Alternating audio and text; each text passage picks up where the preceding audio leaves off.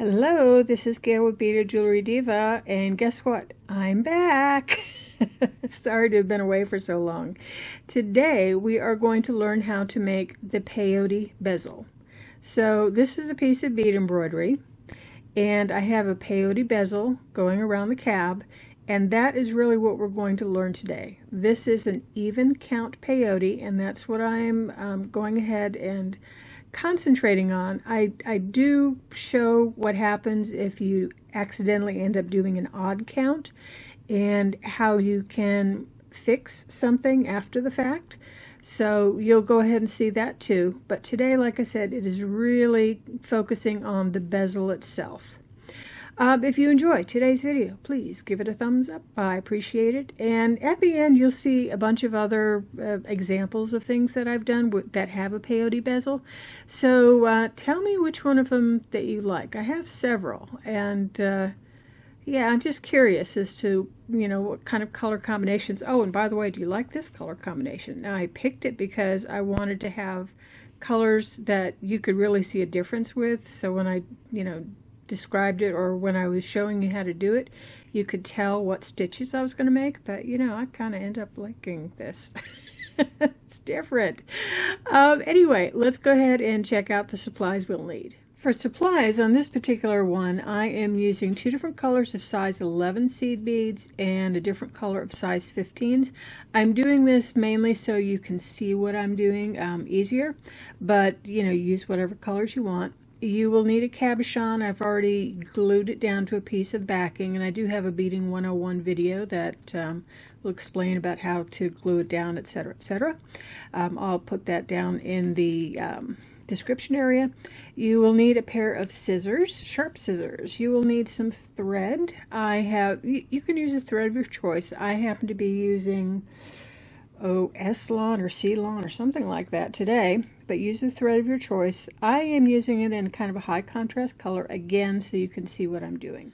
So first thing, I am going to take my needle and thread, and I'm going to come up about half a bead's worth away from the cabochon. So you can see I'm coming up through the backing, and you can see where that little yellow piece of thread is that I've already tacked down with. I'm going to pull it through. And the most important part, I think, about doing this, if you're going to be doing the peyote, is you need to, when you pick up your beads, you need to pick up an even number of beads, whether it's 2 or 4 or whatever. You just need to pick up an even number. So I've got this. I'm going to go back down through the backing. And then when I come up again, I'm going to come up through, or do my best to come up through these 2 beads. So I've got 2 here and 2 here, and I'm coming up right through the middle of them. Then I will go ahead and put my needle through the, I guess, first 2, last 2, whatever you want to call it, these top 2. I'm going to pick up 4 more beads. So again, go ahead and pick up an even number of beads. Let's see if I can corral them. And once again, lay them down. Go ahead, put your needle down so you can see where I'm going, through the backing. And then when you come up, you're going to come up again. I'm trying to get it between these 2 beads. And if it's not exact, I mean, if you come up between 3 and 4 and whatever, it's not that big of a deal, but you do want to keep it as consistent as possible. I'm at the point now where I'm getting ready to go ahead and join up these 2, but remember, I want to keep an even count. So what I do at this point is I usually go ahead and do it in 2s. Instead of picking up 4, I'll pick up 2 at a time, so I can more easily judge how many beads I'm actually going to need. And like I said, I think I said before, this particular video assumes that you know how to do this much. That you've already done some bead embroidery and you know how to go ahead and put the cab on the backing and things of that nature. This is really going to be about using the peyote to capture the bead. All right, so now I've got some space, and let's check to see how many beads.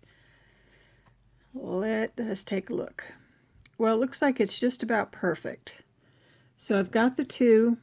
It doesn't always work out this way. Now, if it doesn't work out this way, say you really only had one bead's width left,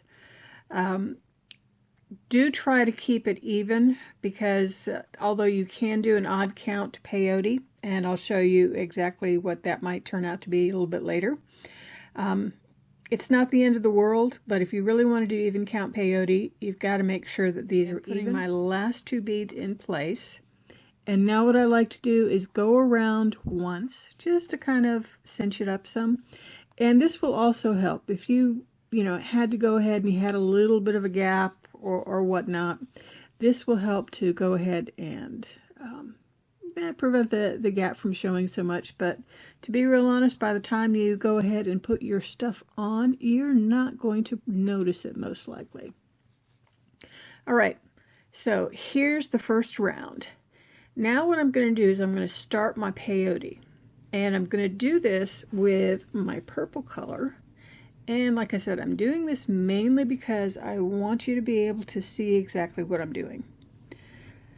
I'm going to start by, now I've got my thread coming out of a bead, so you can see it's coming out of this bead. I've got a purple bead on. Now I'm going to skip this bead right here, and I'm going to go into the next one. So with peyote, you're always skipping a bead. And you can see that it kind of comes out to the side and everything. That's okay for right now, because it will, again, cinch up in a little bit.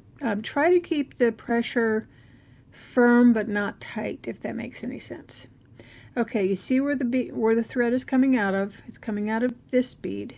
I'm going to skip this one, and I'm going to put my bead or my needle up through into the next one. So you can see where I skipped that one, and now my needle is coming up here. So now I have two purples. Let's do this one more time. So I've got my purple bead on. You can see that my thread is coming out of this one. So I'm going to skip this one and go in through this next one. All right, so now that I've got that started, and it probably will look a little wonky and everything at first, but that's okay. It will start looking more normal in a little bit. What I'm going to do is I'm going to go ahead and put my purple beads on, and I'm going to come back to you when we're ready to do the step up. All right, kind of looks like a flower, doesn't it? Okay, so I'm about ready to do the step up, and let's take a look. I'm coming out of this bead right here. I'm going to skip this bead, and then I'm going to go ahead and put my needle into this one. So let me grab a bead. But once I put my needle in there, it doesn't look like I have anywhere else to go. Aha, that's the infamous step up. So what I'm doing first is I'm putting my needle up through this bead. So my purple bead is coming on. And then, it looks just like it should. And this bead, so you can see my threads coming out of here, this purple bead is going to be my step up. So, and why they call it a step up, I'm not sure, but it is appropriate. So again, my thread is coming out of this green bead, and I am going up through this purple bead. Now you know why I wanted to do a high color contrast. So I'm going to go back and do purple again. So let's see. What I'm doing is, you can see that there are gaps in between each one of these. I'm taking a bead and I'm just running it through the next purple. And this gives us the peyote base. It's going to start looking a lot more like peyote now. And it does, you know, it is going to look a little ragged at first. That is the nature of the beast when it comes to peyote, or actually just about any beading stitches. It seems like always the first couple of rows are always the toughest. We're getting ready to do our famous step up one more time. So you can see I've got one more bead to go through. So I grab my purple, go through it, and then my step up is this next purple. Now let's assess. So we take a look at this and we see that I've still got a fair amount of wall showing for my cabochon. So it isn't time to go ahead and do a peyote closure yet. What I'm going to do is I'm going to add one more row of the size 11s. So again, I'm doing it in a contrasting color so you can see it. Skipping a bead, going up through the next one. And it's a whole lot easier now because you can see that they really start looking like peyote. So we've got up and down beads. So this row is probably going to be a whole lot easier for you. All right, time for another assessment. So let's take a look at it from the sides. You can see that pretty much my peyote is just about on top of the before the dome. This particular cab kind of had high sides to it. If I wanted just a decorative look, I would stop right now because I know that my particular cab is glued down really, really well. And I'm not worried about using this peyote to go ahead and capture the cab. I'm more looking for a decorative. In this particular case, this is where I would probably stop.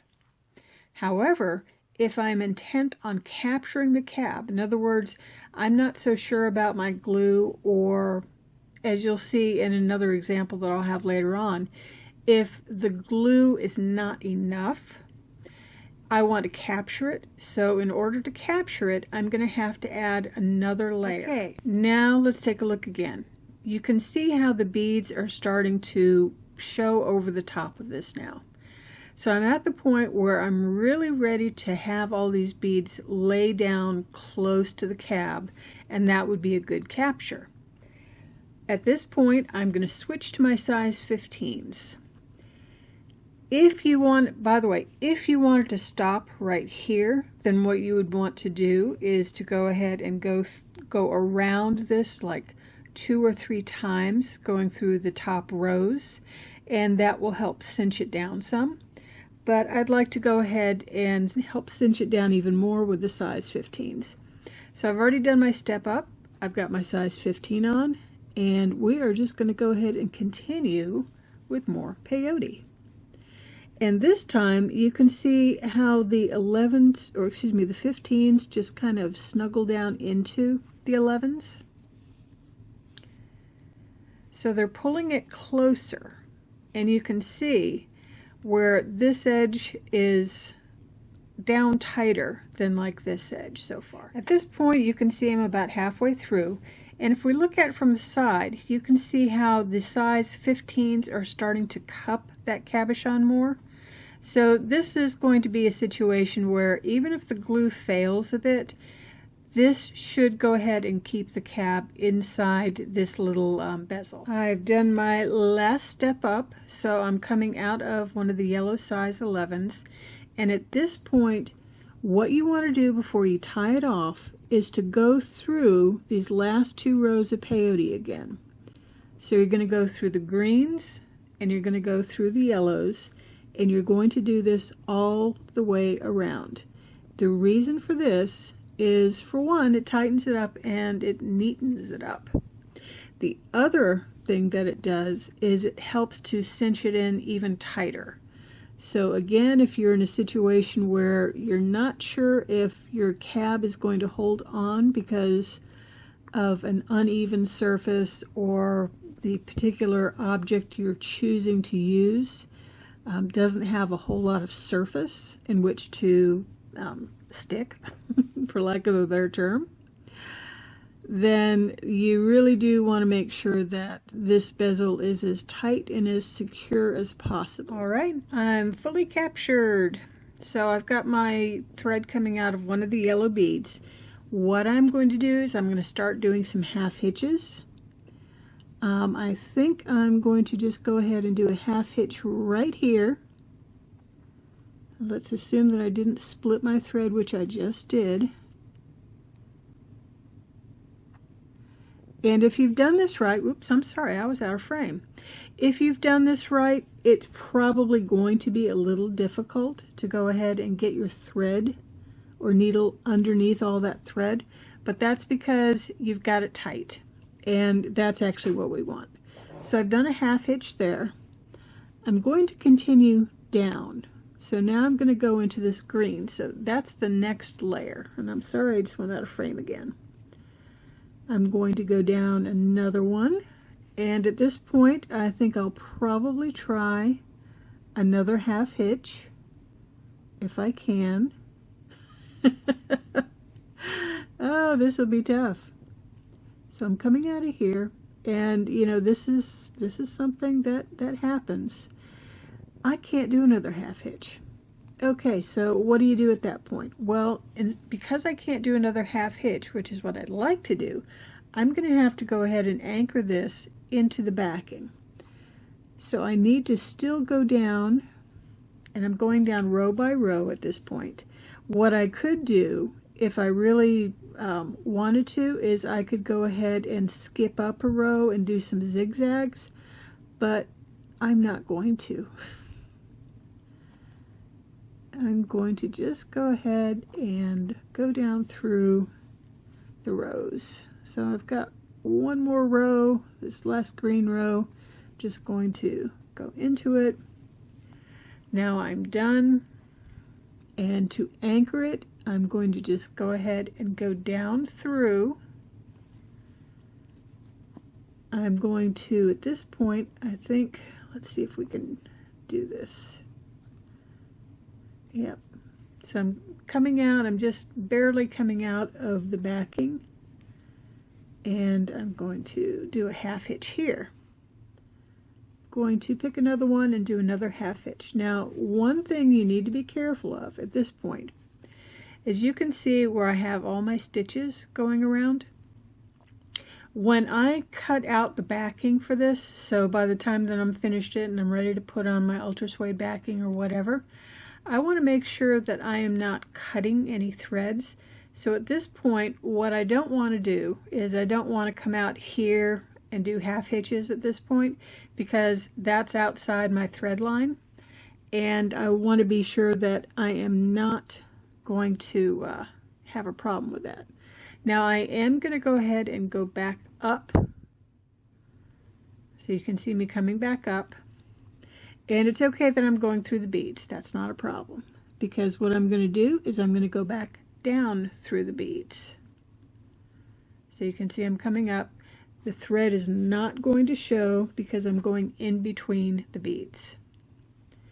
When I finally want to go ahead and tie off, and I do when I tie off, when I get rid of my needle, when you do, I do suggest tying off before you go ahead and do any further embellishments. That is because if for some reason something happens to this, your other embellishments aren't going to fall off, or if something happens to your other embellishments, it's not going to affect the integrity of this. All right, that all being said, and one thing I forgot to address earlier, you may be wondering, well, how much thread do I need to use to go ahead and do this? It will depend upon the size of the cab. This cab is probably about 18 millimeters or so, so it's about 3/4 of an inch or so. And I would say I used about 2 feet of thread. Now you can see that I've got some left over, and that is because I was thinking about using it to go ahead and, like I said, I'd tie it off and then I'm going to do that final embellishment around. But instead of that, I think I'm going to go ahead and put on a new length of thread, and the reason that I'm doing that is because I don't want to get cut off short when I do this next little round that I'll do for you. And I would rather have too much thread and have to throw some of it away, but rather than not have enough, because when I secure this next round, I want to make sure it is super secure. Before I go on, I just wanted to show you something. I'm starting up an odd count peyote, but you see how a lot of these beads have varying sizes and kind of almost shapes? This is what you don't want to really use for your peyote. Now this is great for bead embroidery and other parts of bead embroidery. But when you have beads like this, that some of them are kind of like donut shaped, some of them are tube shaped, and let me get them up closer so you can see more. So you can see that some of these are really tubes and some of these look more like donuts. So for peyote, this is the kind of bead you want to stay away from, but I wanted to do it so you could see what happens when mistakes happen, like using odd count. Let me go ahead and finish this with a odd count mistake, and I'll show you what to do if for some reason you do get an odd count, you realize it too late, and you want to know how you can save it. Here we go. I did an odd count peyote here. And you can see that right now my thread is coming out of here. The next bead that I would normally go into would be probably this one. And that would put two yellows right next to each other. And that ends up looking off balance. Now if you left it right here, then it still looks off balance, but you know, you could deal with it, or you do what I do sometimes. And that is either glue something on to that place, or some of my favorite things. These are the peanut beads. And what I like about them is that they kind of, if you can see it, they kind of nest within each other. So I'm just going to go through this next yellow bead. And I've got myself a little flower of sorts. So yes, I have done this intentionally too, in order to go ahead and get this look, because I kind of like it. But that is one way if you find yourself going ahead and doing odd count and you want to hide somehow that odd count, well, just glue something on top of it, or put in some sort of other kind of bead, or make this little flower out of the peanut beads. All kinds of things you can do. Now one thing interesting is if you see on the odd count peyote, I'm kind of spiraling up as opposed to the even count where it's, you know, it's in line, so to speak. And ignore the fact that, you know, I've got these weird beads on the bottom. You can still see that they're spiraling up the side, as opposed to this one, it's just marching up. So sometimes I really like that spiral effect. So that's when I call into do something like this for a little hidden effect, so to speak. Well, we're coming to the final round. Yay! Anyway, here's what I'm going to do to embellish this particular bead. I'm bringing, or this cabochon, I'm bringing my needle up. I think I want it just a little bit closer, about that far up. And of course I've already gone ahead and anchored it and everything. Now what I'm going to do is I'm going to be adding some, these are some of the check round beads. In this particular case, I'm adding and this is a 4mm, by the way. The 4mm, size 11, 4mm, size 11, 4mm. And I'm doing this odd, and that's okay because I'm not going to be doing peyote with this. So now I'm actually going down into the backing kind of close, because I want to end up keeping this pretty close. And you may be thinking, well, gee, isn't this going to be flopping and everything like that? Well, yes, it is at the moment. But what I do is I come back up through so that I'm about by this bead. Come back up. And it's easiest if you go into a large bead when you're doing this. Now, by the way, you can do this with anything. You can do this with pearls. You could do this with size, 8 or 6 seed beads. You could do all sorts of stuff with this. This is just something I like to do. Fire polished is also a good one. So I'm putting on, the 11, the 4 millimeter, 11 4 millimeter, 11 4 millimeter. And I'm just going to go ahead and do this around again.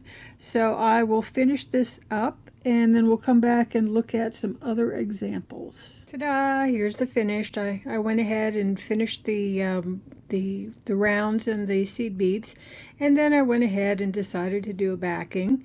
And this is just a little bit of a standard edge stitch, except for I added some extra seed beads in there. So I thought, it's funny because I decided to do this color combination because it would be easy for you to see the differences, but I kind of like it. Do you like it? If you do, go ahead, leave a comment or leave a like or something like that, and let me know what you think of this particular color combination. Well, this little guy I haven't done anything with. You can see I haven't backed him yet. I don't know. I think I'm going to do something with him, but if I'm going to do it, I need to hide some of these stitches somehow, so I need to figure out a way. Other than that, I like the way this spirals up, and I even like my little bow or whatever up here. So you never know. He may show up again some other time. Now let me show you some other stuff that I've made over the years using with the peyote. Here's one that I did many years ago. And let's see if we can get up closer. And you can see that I used the Delica seed beads here. Now, personally, I'm not a fan of Delica, but for something, if you want an even look like this, they really probably can't be beat the cylinder beads. So that's an idea. So that's another one. This one I did, it's kind of hard to see, but I actually did do a peyote stitch around here to enclose the rivoli, and then I embellished the peyote.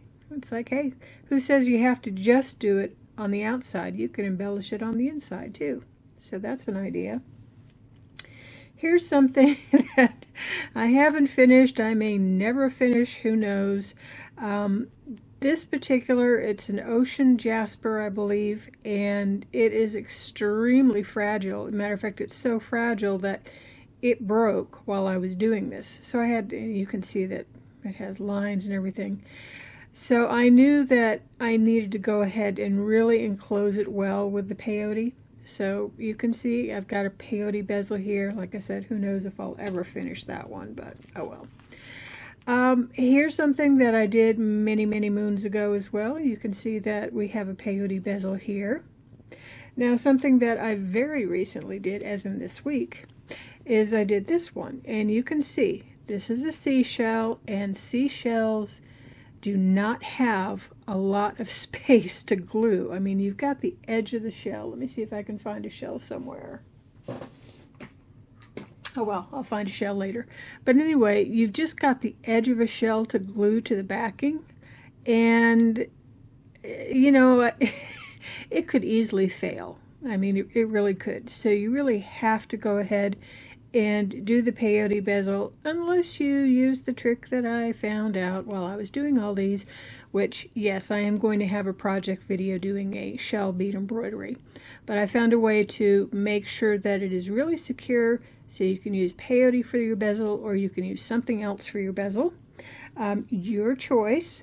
But anyway, I hope you've enjoyed today's video. If you have, please go ahead and give it a thumbs up. And just out of curiosity, which one of these do you like best? So either the project that I did today, the shell, the Halloween, just because I did a lot of orange and black, the mystery, the bright blue one, or the Rivoli. You can even vote for this guy if you want to. Anyway, I hope you've enjoyed today's video. If you have, please go ahead and give it a thumbs up, and look for more videos. I'm sorry I've been away for so long, but I do plan on doing a whole bunch more. Anyway, see you later, and have a beautiful day. Bye.